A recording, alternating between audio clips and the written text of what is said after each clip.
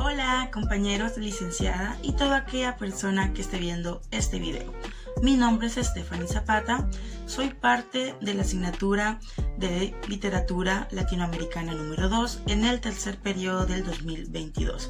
En este video voy a hablarles acerca de 8 puntos relevantes acerca del artículo Porfirio Barba Jacob, La búsqueda inacabada de la perfección. Título y el autor. Porfirio Barba Jacob, La búsqueda inacabada de la perfección, fue escrito por Snedy Zuluaga, de la Universidad Autónoma de Puebla, México. Fecha de recepción 21 de mayo del 2019, fecha de aceptación 10 de agosto del 2019 y la fecha de modificación fue el 10 de septiembre del 2019. La base de datos de este artículo es de Fuente Académica Premier. Propósito del artículo. Una de las frases que me encantó de este artículo dice que ser modernista después de Darío se convirtió en un verdadero desafío. Y en este artículo podemos verlo.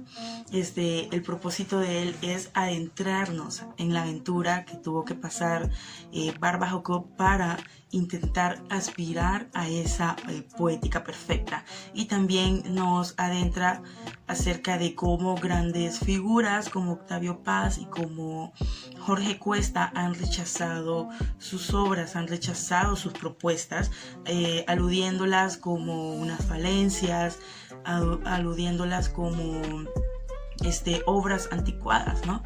Y todo este proceso que tuvo que pasar Barba Jacob, todo el mundo, o sea, todas las mil maneras que él buscaba para conseguir la poética perfecta y llegar a la versión definitiva.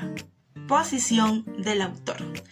El autor quiere darnos a conocer que lo esencial no es que Barba Jacob haya logrado el poema perfecto. Lo determinante es que diseñó un poema de largo aliento que tardó alrededor de 2 décadas en concluir, en el que quedó constancia de la potencia desgarradora de sus versos, el exquisito gusto por la forma y de la conquista del poema contra el tiempo. En pantalla pueden ver, compañeros, la lista de autores que han sido mencionados en este artículo. A continuación, voy a desglosar cada uno de los autores, voy a hablar acerca de su narrativa y poética y voy a mencionar las obras más importantes de cada uno de ellos. Empecemos con José Martí. Su creación cuentista revela su cara más moderna en estos relatos, en los que la innovación se pierde tanto en el contenido, con el uso de recursos como la ironía o la metaficción, como en la forma, con la creación de composiciones de carácter fragmentario. Sus obras más importantes son Albala, 1869, El presidio político en Cuba, 1871, La República Española ante la Revolución Cubana, 1873, Amor y con amor se paga, 1875. Manuel Gutiérrez Nájera. El estudio de la narrativa de Nájera permite abordar al mismo tiempo distintos niveles de acercamiento a uno de los momentos más relevantes de la literatura mexicana, pues además de ser un escritor paradigmático del modernismo, corriente estética que centró su atención en la creación artística por encima de la función didáctica de la literatura, el seguimiento de su obra permite comprender la estrecha relación del escritor con el periodismo en esas décadas. Entre las obras de Gutiérrez más destacadas tenemos el poema La Duquesa y Job y las concepciones de relatos breves, Cuentos frágiles de 1883, Cuentos de color de humo de 1894. Su obra lírica fue recopilada posteriormente en el volumen Poesías de 1896. Julián de Casal. La poesía de Julián de Casal, además de ser modernista, reúne los elementos necesarios en sus temas para ser clasificada como maldita. Esta circunstancia hace del bardo cubano el primer poeta maldito de la lengua española. Algunas de sus obras más importantes son Obras de viento de 1890, Nieve de 1892, Bustos y Rimas 1893. José Asunción Silva. En su obra se aprecia la perfección este sentir taciturno de un poeta fenomenal, el empleo del verso libre, la ausencia de rima, la musicalidad en su ritmo o el empleo de brillante adjetivación son algunas de las características de su poesía que antecedió al modernismo. Algunas de sus obras más importantes son el poema Nocturno III de 1891, Nocturno y Diurno de 1892, De la noche a la mañana, Crónicas de Bogotá, 1899, Padre y yo, Legartos hacia la ciudad, 1902. Guillermo Valencia. La trayectoria del poeta Guillermo Valencia se puede reconocer 3 etapas. La primera tendió al parnasianismo, después siguió la línea del simbolismo francés y por fin recibió la influencia de Rubén Darío y el modernismo. Su único libro original de versos fue Ritos, de 1898, compuesto entre 1896 y 1898 y publicado por segunda vez en Londres en 1914. Leopoldo Lugones.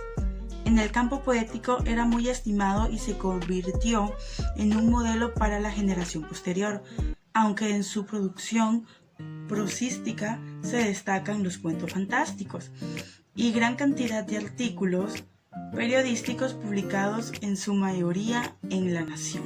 Algunas de sus obras más importantes son En las fuerzas extrañas de 1906, La Torre Cassandra 1919, Cuentos fatales de 1924 y Patria fuerte de 1933. Publicó asimismo 2 novelas extraordinarias. La primera, Guerra Caucha de 1905 y El Ángel de la Sombra 1926. Amado Nervo. Se sabe que Amado Nervo creía en el espiritismo. El autor del Bachiller le atraían desde pequeño las circunstancias sobrenaturales, lo fantasmagórico, el misterio de la muerte, los fines misteriosos de la ciencia y la religión, y lo que el futuro remoto podría deparar. Justamente alrededor de estas temáticas giraron la mayoría de sus obras narrativas. Algunas de sus obras más importantes, además del Bachiller, son Perlas Negras de 1896, El Domador de Almas 1899, En Voz Baja de 1909, Mis Filosofías de 1912, Plenitud de 1918, José Santos Chocano.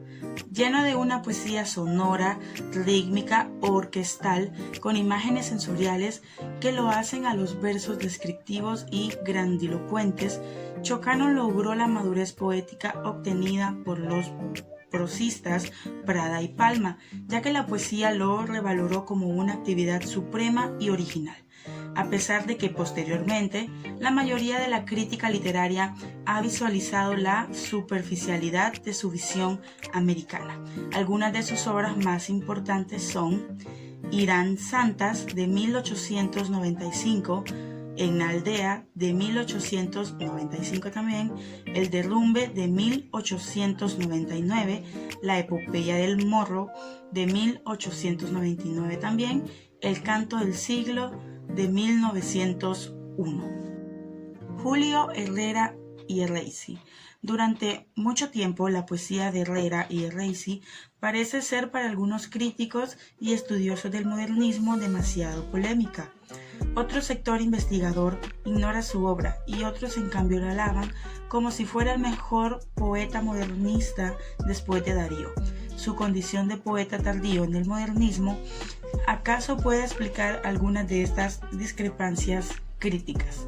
Algunas de sus obras más importantes son Las Pascuas del Tiempo de 1902, Los Maitines de la Noche, 1902 también, La Vida de 1903.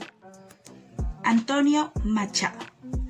Si hay algún tema que caracteriza la voz de este poeta, la individualidad de este creador de la palabra es el tema del tiempo. Para Antonio Machado, la poesía es la palabra en el tiempo. Por esto, es por lo que su propio yo lírico se introduce en el problema de la temporalidad y desde ahí extrae la temática fundamental de su poesía. Algunas de sus obras más importantes son Juan de Mairena, de 1936, Las Aldefas, de 1928, La Prima Fernanda, de 1931. El primer fragmento que voy a leer es del poema Siempre que hundo mi mente en los libros graves, de José Martí. Siempre que hundo la mente en libros graves, la saco con un haz de luz de aurora. Yo percibo los hilos, la juntura, la flor del universo. Yo pronuncio, pronta a nacer, una inmortal poesía. Les iba a leer nada más un fragmento de este poema, pero realmente me encantó. El nombre de este poema es Yo no soy demasiado sabio, de Amado Nervo. Así que se lo voy a leer todo. Yo no soy demasiado sabio para negarte, Señor. Encuentro lógica en tu existencia divina. Aquí yo puedo ver reflejado un lenguaje refinado. Me basta con abrir los ojos para hallarte. La creación entera me convida a adorarte. Aquí siento que se expresan sentimientos profundos. Y te adoro en la rosa y te adoro en la espina, representa el amor. ¿Qué son nuestras angustias para querer por arguirte de cruel? Sabemos por ventura, si tú con nuestras lágrimas fabricas las estrellas. Aquí yo veo una imagen preciosista. Si los seres más altos, si las cosas más bellas se amasan con el noble barro de la amargura, esperemos, suframos, no lancemos jamás a lo invisible nuestra abnegación como un reto. Aquí puedo ver una evasión de la realidad. Pobre criatura triste, ya verás, la muerte se aproxima. Esto tiene una actitud melancólica.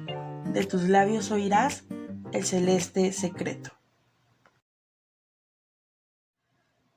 Como comentario final, debo decir que me gustó mucho el artículo y se lo recomiendo a todos los compañeros, ya que es muy interesante poder leer cómo un autor quiera que sus obras sean aceptadas por los demás. O sea, me pareció muy interesante y quizás varios nos sintamos de esa manera, como que queremos estar encajando siempre, ¿no? Cuando no necesitamos encajar realmente, solo es necesario vernos a nosotros mismos y valorar lo que somos y lo que hacemos. Si hubiera trabajado en equipo, creo que este video hubiera quedado un poco más largo, un poco mejor, con más información, con más puntos de vista, porque realmente solo está el mío y está enfocado a lo que yo pude ver, pero sí me hubiera gustado trabajar con más personas para haber tenido un debate al respecto de este artículo. Me gustó conocer un poco más acerca de los autores que investigué, acerca de las posturas, como les había dicho al principio del video, que tenían acerca de la obra de Barbáchov. Y como hay unos que como que no me voy a meter y hay otros en los que no me gusta, no está bien. Entonces me pareció súper interesante. Se me hizo un poco pesado trabajar sola en esta asignación, pero siento que al final se pudo un poquito. Y pues nada, compañero, gracias por ver el video.